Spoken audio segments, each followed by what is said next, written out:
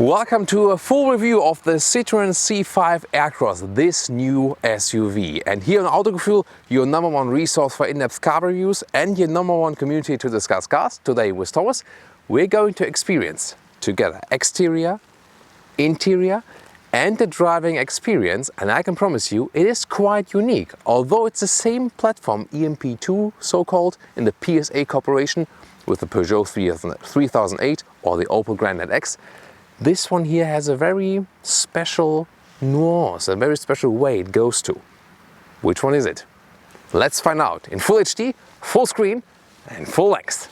Let's go.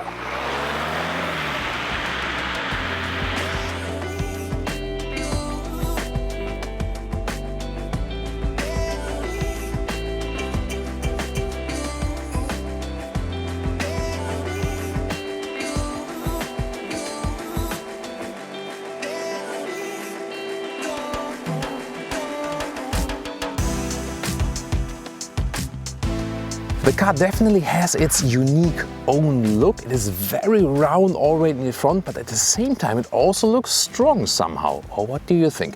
LED daytime running lights right there. Optional also LED headlamps available right there. That's it when they just shut off after a while by themselves. In the lower part, the red color accentuations. You can of course get different colors for the whole vehicle. And those, well, squircle forms. Squircle is the ones that comes close to it, you know, like square plus circle, squircle. It's maybe not directly a squircle, but I would just call them that way. It's the easiest way to describe those forms. They always have these round shapes and you will see them all over the vehicle, both exterior and interior. The length is at 4.51 meters, 14'8" or 176 inches. And that's just a couple of centimeters longer than the Peugeot 3008. They are on the same platform, yes, and just the overhang's a little bit different in this case. And how they split the interior is also just a little bit different. Soon take it on that. You can see this is a wide exterior, aluminum wheels with 17 or 18 inch. Those ones are 18 inch, but they look a little bit smaller because it is with winter tires. Then those crossover accentuations there, and also some red accents. So very interesting, playful design in this case. Also with those special roof rails, they are even in two colors, and because you also have the black contrast roof, overall there are then 30 color combinations for the whole vehicle. Overall it sits quite upright as for the window line right there, also for the rear, so that actually speaks for a good overview, for example. Let's see how we experience that on the interior. What do you think about the design? And now to the rear, where they continue with those round shapes, and I think it's very beautiful that they also done it inside those taillights with, again, the round signature structures. So the 13. So the design line is all the way around the vehicle, and I like that when it's carried out in that way. Even though, you know, me personally, I rather like some more angular shapes with the car, but I think it's good that there are both offerings on the market for sure. And if we talk about fake exhaust, those ones are definitely it. As for engines, we have a 2-liter diesel with 180 horsepower today, 8-speed auto gearbox. 8.6 seconds is the acceleration to 100 kilometers an hour. There's also 1.6-liter diesel with 130 horsepower. And on the petrol side, a 1.6-liter petrol with 180 horsepower or 1.2-liter petrol with 130 horsepower. All front-wheel drive only, unless at some point the hybrid, well, the plug-in hybrid will also be presented here. It is basically available on this platform. It's also for the DS7 hybrid, for example, the DS7 Crossback. And then if there is the hybrid, then there would also be all-wheel drive.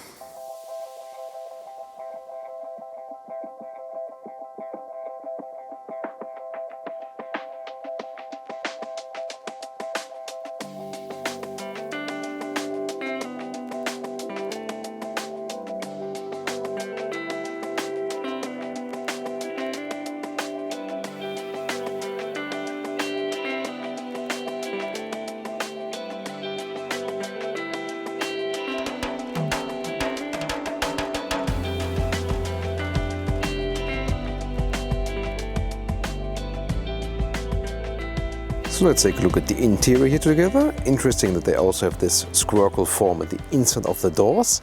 On the top part, by the way, it's a little bit soft. Unlike the rear doors from the inside, that is then hard pack. Then you have a brown interior here, but you can also go for other colors, of course. Steering wheel, a little bit flat bottom, 12.3 digital instruments optional, soon more details to that.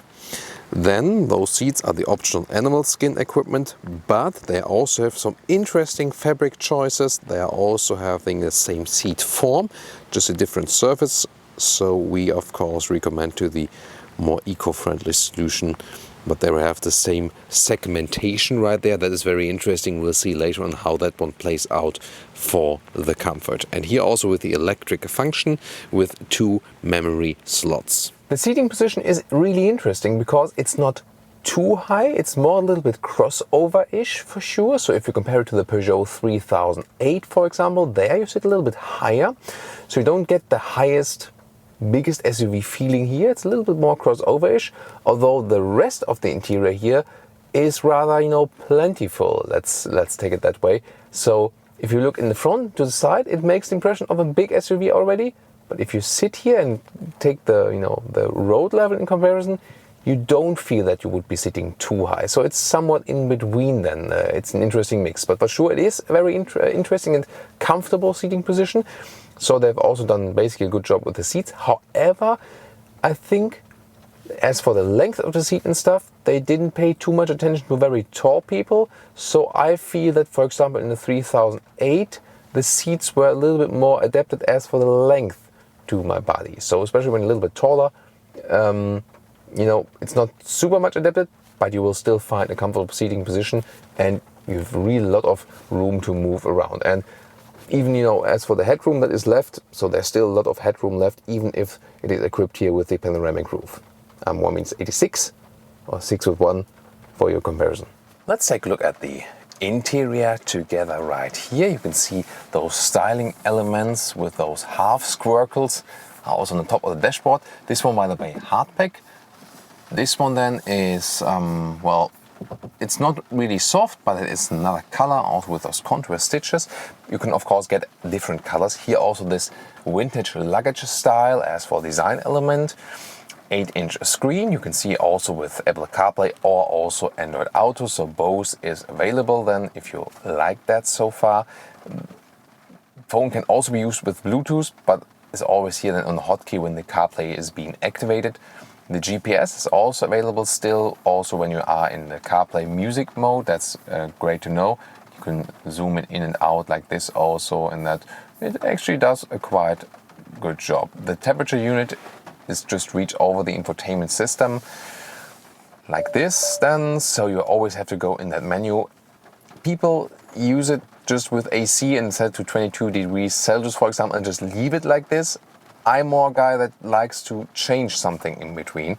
Let's see also about the voice control. Temperatur erhöhen. Using that in German at the moment. Temperatur angepasst. Oh, you can see. So I just said, put the temperature higher, and then it went half a degree higher. So you can also use it with the voice command. Also, I tested it with the GPS guidance, for example. Voice guidance also is working with GPS. Seat heating is, by the way, activated right there.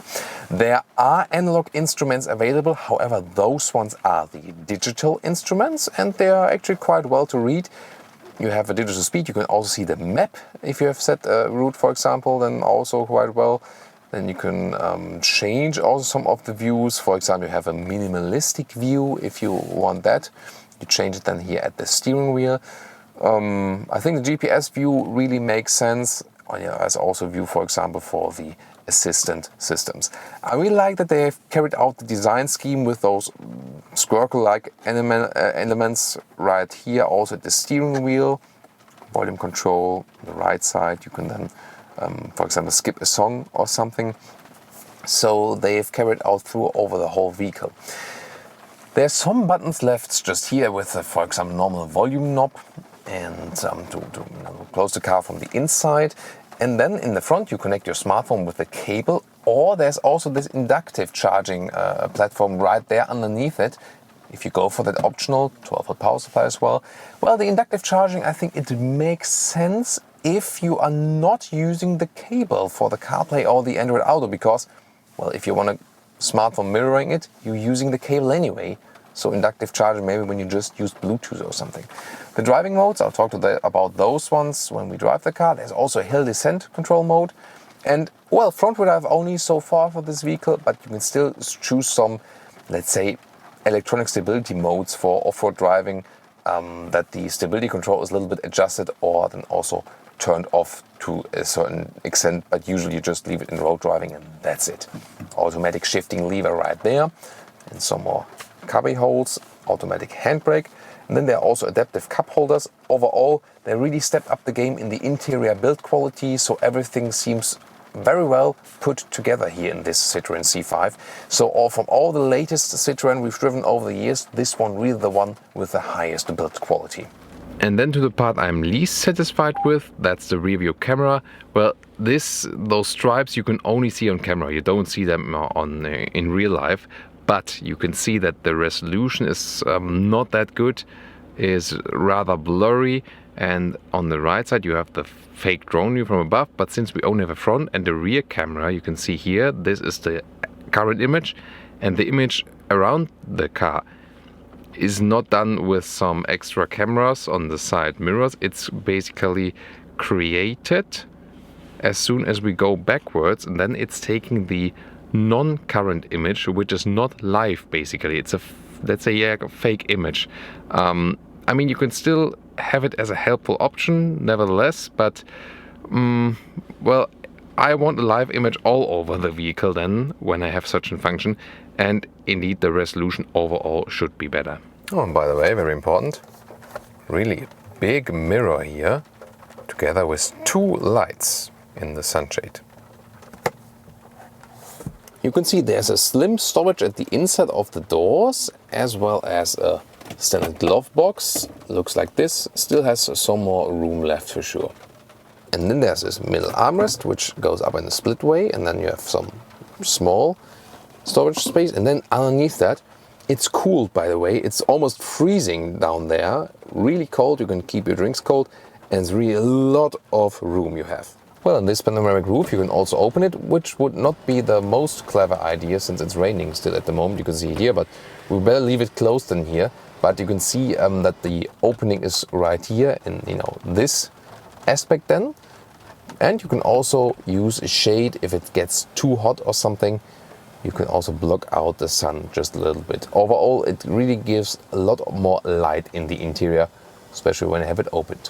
So just as you have a visual on the rear, it's like this, also with those segmentation surface seats. That's again very interesting. And all of those three seats are basically to be seen individual and equal. Since it's front-wheel drive only, there's also no real middle tunnel you can see. That's very good. So you don't need to go electric for that actually. And they are all three the same rear seats. That's very interesting. They can be adjusted in the angle, and also you can slide them forward and backward again. I would say I'll just do that in person. But before that, one more interesting hint. 3 times ISOFIX on those seats. So this is really a child-proof vehicle, it seems. So and here we go with the rear seat compartment, and well, so I have the seat that I would be sitting in the front with 1m86 or 6'1", and that doesn't really fit with my knees. So again, it's not the car for the tallest people. That's a disadvantage. You can see also those front seats are really thick. And I've shown you that all those 3 seats here in the rear, they are basically equal. But that means that also the outer seats are rather slim. So that's a disadvantage. But if you then think about, like kids, not too old, but also not too young, that's very well done then for them, when you have 3 of those. And of course, really young kids that need the child seats, 3 times ISOFIX in a compact SUV, that's fantastic. And you can also adjust the angle of those seats. I show that better here with the middle seat, because you can do it like this then here, a little bit more upright or a little bit more back, and then you can also flip those individual. like this, and you can do the very same with all 3 single seats. And same goes also for sliding it in the front here like this or back again.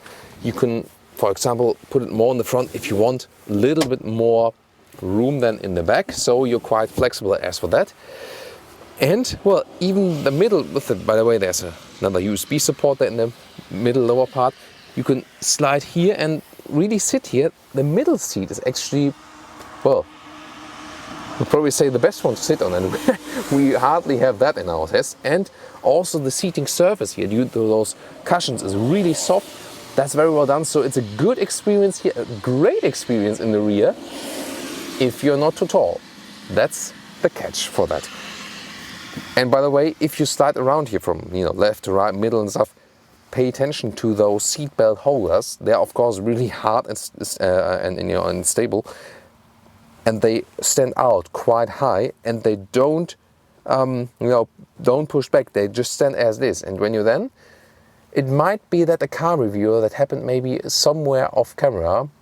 I'm not sure who that maybe has, who that maybe was. But when you then, slide around, maybe like sit down here, then it's like, oh my God. Oh. So just as a warning, when you own this car, pay attention to that. There's an electric hatch. It also opens with the foot kick mechanism, or with the button below, or with the key. And well, you cannot really stand underneath it if you're 1.86 or 6'1", but almost. And that's how it is with me underneath. It's good to have the electric function for sure. Let's take a look here. Let's talk about trunk dimensions. It's 580 liters in capacity, and it's almost 1 meter in length, and in width it's actually even more. It's 1 meter 15. It's approximately. That's really cool. So very well usable, but it is not that high, so you're a little bit limited there. So here to the lower part, it's 45 centimeters. It's totally okay, but the overall loading still is quite high. Here you can have a replacement tire underneath, and the surface here is quite slippery, I found. So the luggage is sliding all over the place. So you need to find solutions to secure it in a way somehow. And this cover, of course, you can also remove. So that's the basic setup here. By the way, you also have a light, and there's a 12-volt power supply, and some attachments here where you can maybe also use tension belts. The maximum setup is 1,630 liters, and you can reach that by flipping those seats. And I've shown you that earlier. You have to go for every latch for the seat individual. Then the seating surface goes down a little bit, and the rear is being flipped. And then when I go around, you see you cannot do it from the very rear. Here we go, and then this one is the maximum setup. And if I now go with the measuring stick to the back of the seat all the way through, that's then, it's about 1.70 meters. And just for the very practical use, I can also use a cabin trolley to show you that. That's looking like this. So overall, a very well usable trunk for sure. Also like this, you can store a lot in here. So not too much legroom, but trunk length and width is really top notch. And what about child safety? Let's see how sensitive it is. And oh, whoa! That has a lot of torque applied. A little bit too much for my taste.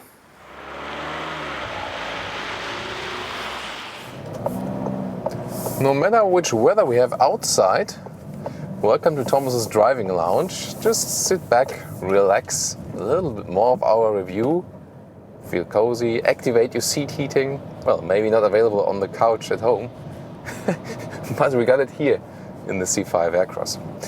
So the driving part is essential to this vehicle because that's also what it differentiates to its competitors, even inside the corporation.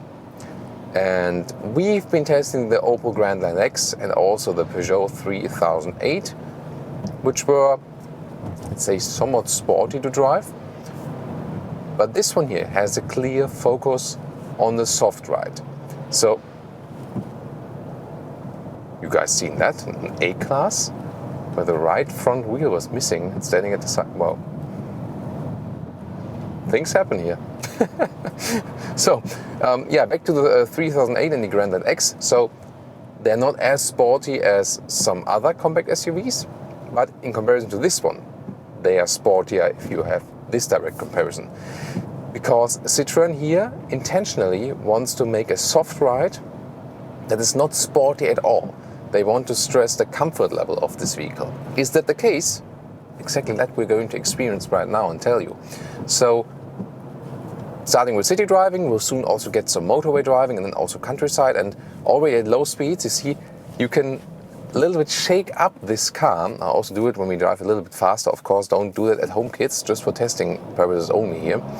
Because the suspension is so soft, also when you start or when you just brake a little bit, you feel that the car is dipping a little bit more than you would expect on a usual level. It also has this new Citroen suspension system with the progressive cushions. So there are those hydraulic cushions in the suspension, and they even out some bumps, but also keep the car a little bit more straight when there's some, changing surface and stuff. So, and does it really fit together? Because I just said that it's, somehow leaning and stuff, but yes, the basic setup is soft, but due to this new suspension technology, they could have a very soft and comfortable level, and at the same time, it's not too shaky. So overall, I think it's an interesting suspension setup. If you want a very sporty SUV, that's definitely not the one for you. But if you think, whatever, I want something that goes straight in a very comfortable way, that is cozy to drive inside the city, then it's rather something for you. The steering is also very light, so it's very easy to park in and out. So you can just, do the wiper with one hand. That's absolutely no problem. That also fits to the overall setup. Then again, I'll also show that soon when you're a little bit faster in the corners, you don't have a real feeling for the vehicle because, when the suspension is soft, the steering is very soft. Also, you don't have so much feedback from the brakes or from the throttle, so you're a little bit disconnected from the car. But again, for someone who's just seeking the comfort level, that's not too bad, The seats, as I mentioned earlier, they are not, that's thought out for very tall people. We had that with the C4 Cactus as well too before. But they are still very comfortable, and especially if you're a little bit smaller than me, then you'll feel even better in those seats. So that does work. Also with the new massage function I mentioned earlier, it's just funny to use it also while driving, especially. You have to. Yeah, there we go. And of course, I would always pick the cat paw massage function. I mentioned that earlier in some of the comments.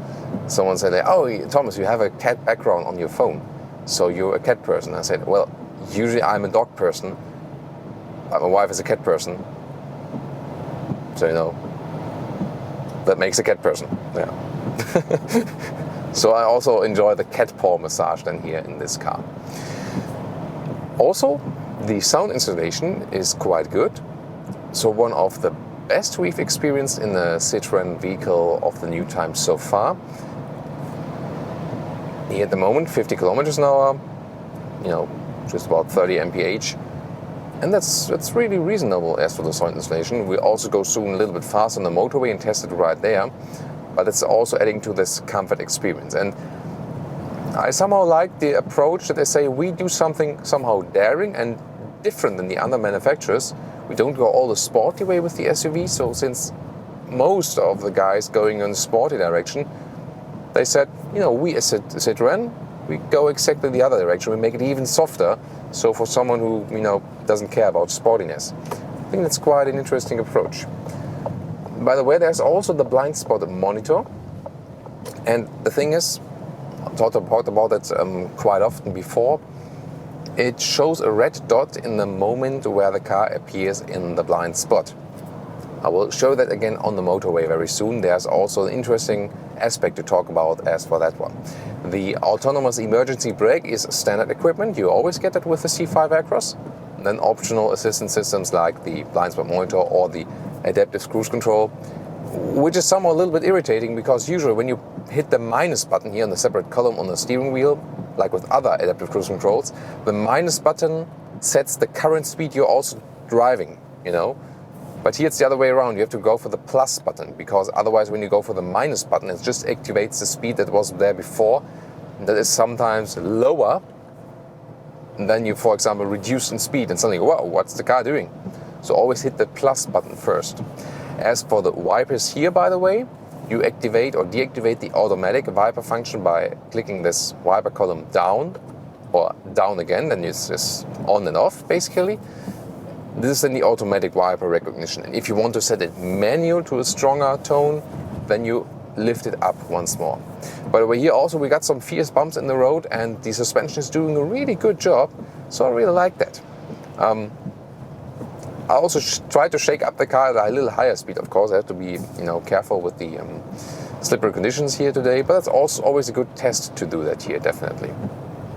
So you can see the wiper hopefully also adjusts to the amount of rain we have on the windscreen. This is done via a sensor. They're basically measuring the resistance in light that is thrown back then, and that changes, of course, when there's water on the front windscreen. By the way, this top gauge center, by the way, with the SOS button, then there's a Citroen button. When you maybe something fails with the car, you can call the call center and get assistance. Hopefully it won't happen. Let's see. And then the middle part also to show you when someone is maybe not using a seatbelt also. Well, so in the city, it makes a good impression. It feels not too big. It is also not too big, actually, the car. Very easy and well to control. So totally effortless with the soft steering, the soft suspension. It just gives you a comfortable and relaxed feeling. And I think they've really went for a good unique selling point in this vehicle. So, for me, comfort is very, very, very important.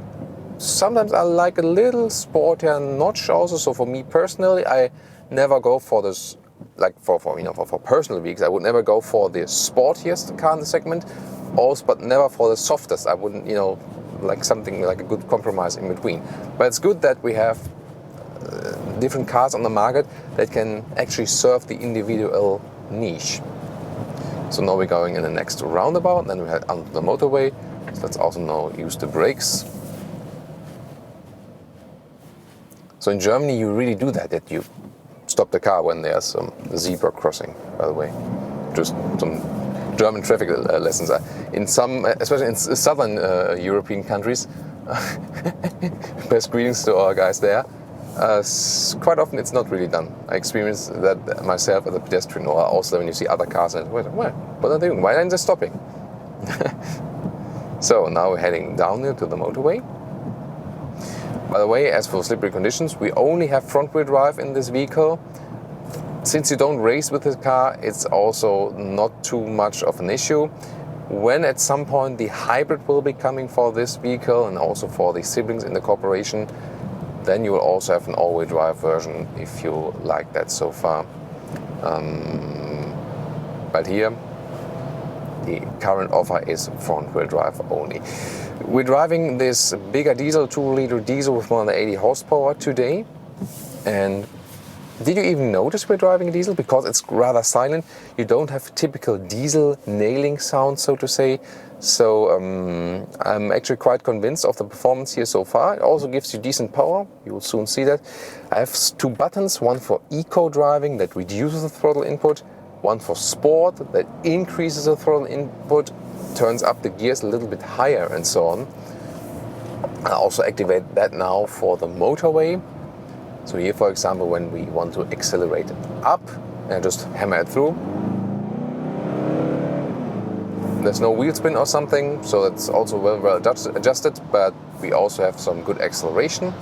Now on the motorway it also gets a little bit more noisy. Of course today it's more noisy since we have those rainy conditions for sure. So, and now some acceleration from 70 to 100.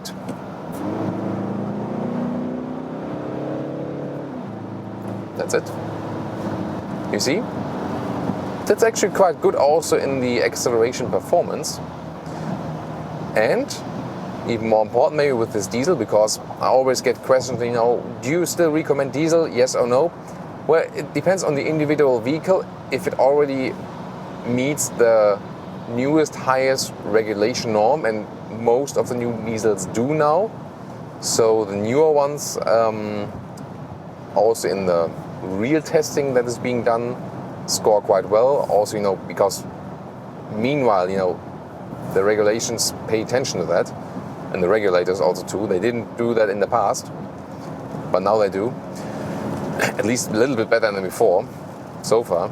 And well, the diesel still pays off if you drive really a lot of kilometers per year, like 20,000 kilometers a year or something. Then it still makes sense, also in an ecological way, because it just uses less fuel.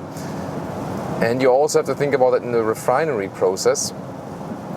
If we all would stop driving diesel now, yeah, I mean, it has to be used for something. So, because when you refine raw oil, you get petrol and diesel, and then the the stuff also for the airplanes and stuff. So you get everything. So it doesn't really make sense to skip one part of the whole oil process. If you want to skip it, then you would need to go to something totally different, like CNG or all electric or fuel cell or something. So I think it always depends then for what you are using the vehicle. Mostly in a city or long-term run. And for long-term run, the diesel can still make sense, of course.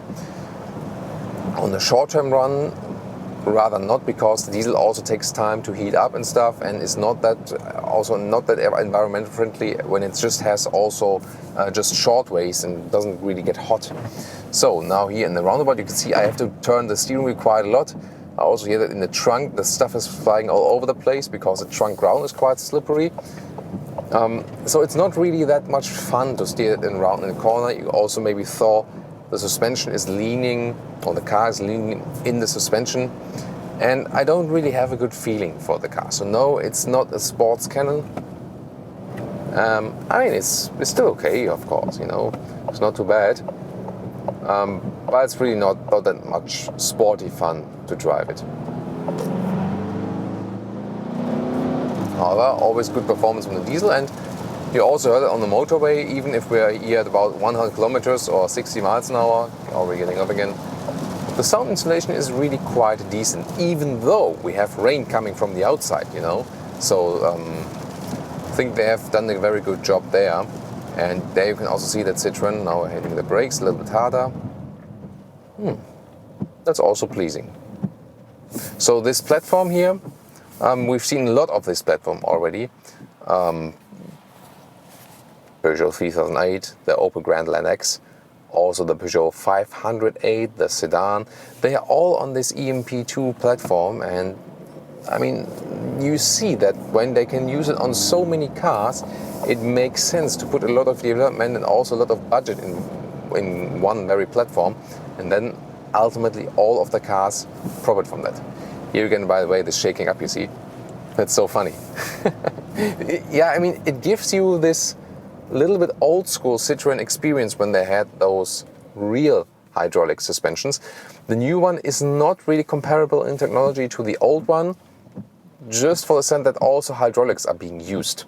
But here more comparable to the system that BMW is using, that you have basically, alongside to the normal damping, an additional hydraulic element, which helps the suspension, master the stuff between being very soft in the first part and then stiffens up a little bit when there are some fiercer bumps to be reacted when it's going all the way in.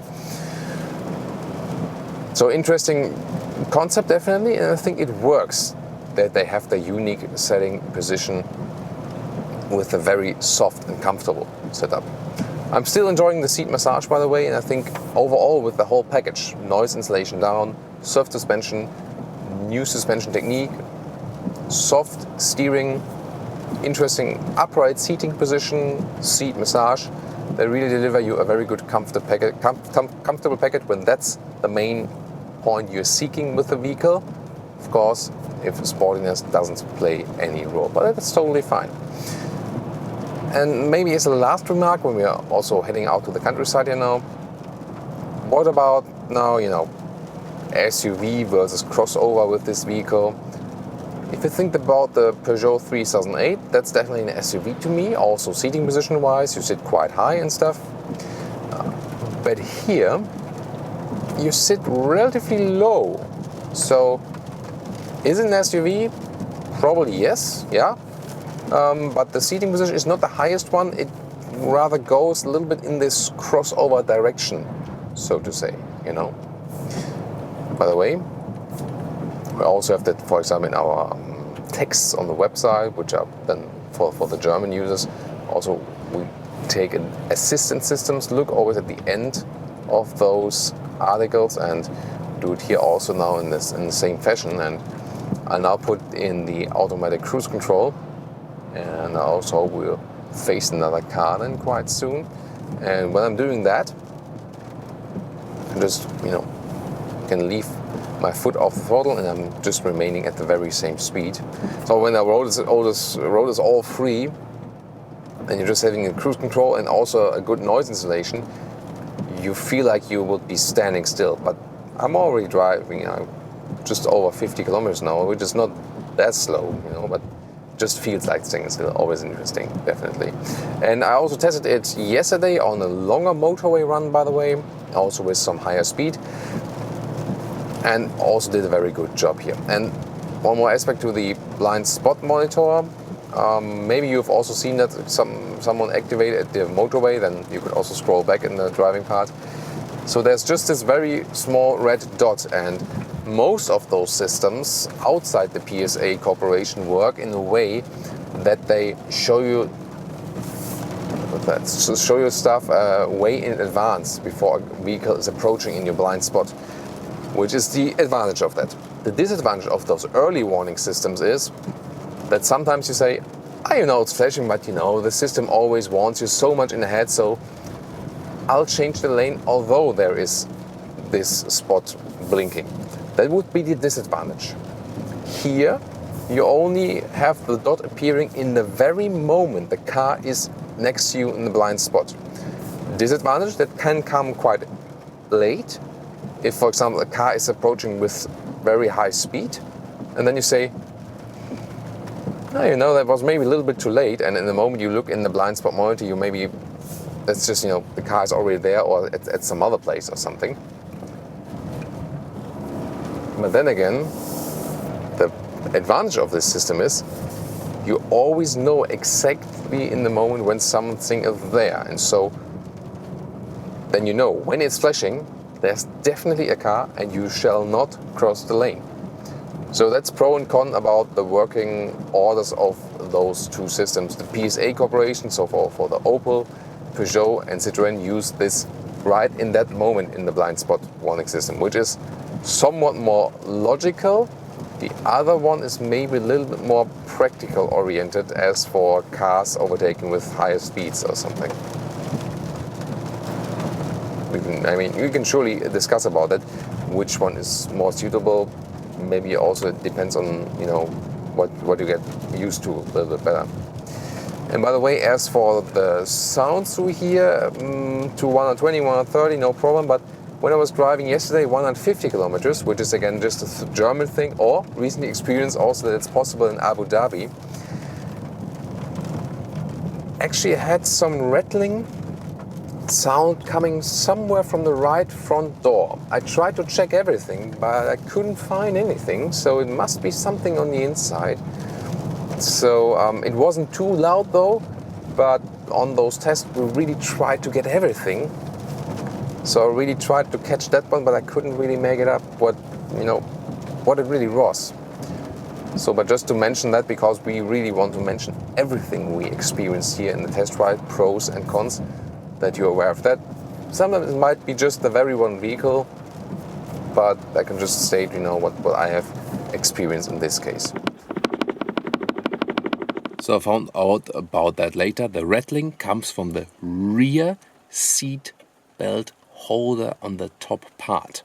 And then it's just, in an acoustic way transported to the front part as well. And that happens at higher speeds or when you go over some bumps. So they need to fix something about that. I want to test something and I stay on the brakes just in case other cars are driving in front. Here again, speed is being reduced. Now the cars are also getting slower. I should be getting slower. I'm not hitting the brakes, See here. That's the ACC, and it should also start to accelerate once again. Now we're also coming to a stop.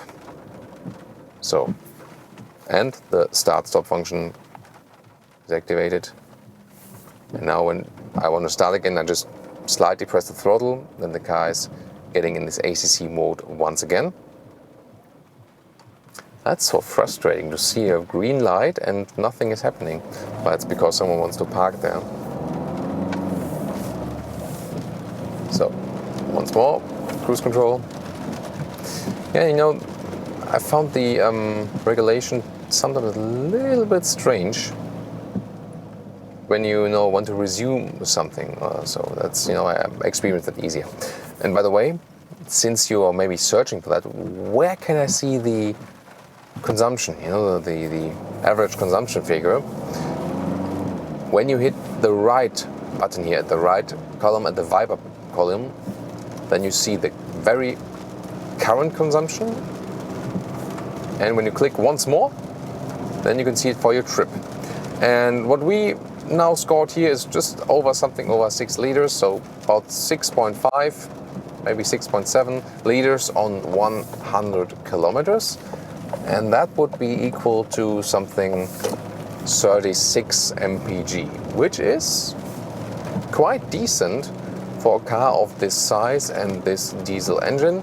So that would really speak for the diesel. I always say, if you decide between the petrol and diesel and really drive a lot of kilometers per year, and the diesel should be way more fuel saving than it makes sense.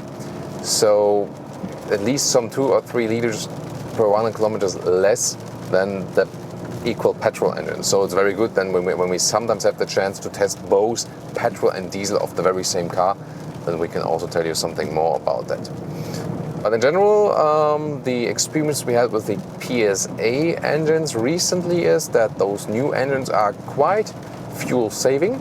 They don't have the most explosive performance and they don't build the sportiest car, but they're actually quite efficient as for those consumption figures.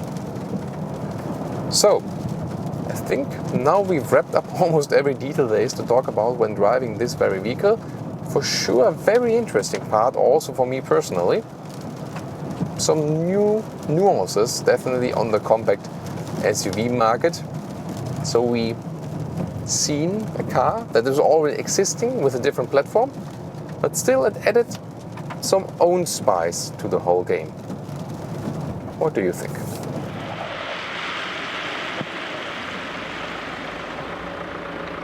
And now to our conclusion for today with the Citroen C5 Aircross. Indeed, it is somehow special because this one is all about comfort. It's not sporty at all. It all sets, with the new suspension they have, very soft setup, new seats, also with the good sound insulation, and even the interior was quite good quality from the build quality overall. So this comfort concept does work for sure. The exterior, all the way in the round shapes, you have to like that. If you like that friendly and round face, then it's also something for you. On the interior you'll find also different color combinations, maybe not the one we tested here today, and also very interesting fabric seats with the very same seat form. I think this car is ideal when you're not that tall as I am, so when you're like, let's say 170 or at least below 180 meters, then it's also even better fitting with the seats and then also with the rear seats. So it's really well thought out if you think about installing 3 child seats or also children that are not that tall, because they also get along with those 3 individual seats very well. And of course the trunk area can be used very well as well. So not the most sporty driving fun, but definitely a comfortable experience and also a good quality experience. also as for diesel we tested here today, scored quite well in the consumption. Over, I think, a very decent package and definitely a good choice if you think about the more comfortable pick, and also some more, some more difference to the Peugeot 3008 and the Opel Grandland X. So even inside those compact SUVs that are on the same platform, this one definitely has found its own niche. Now, what do you think? Let me hear your take on the all-new Citroen C5 Aircross, and please also join us for other reviews.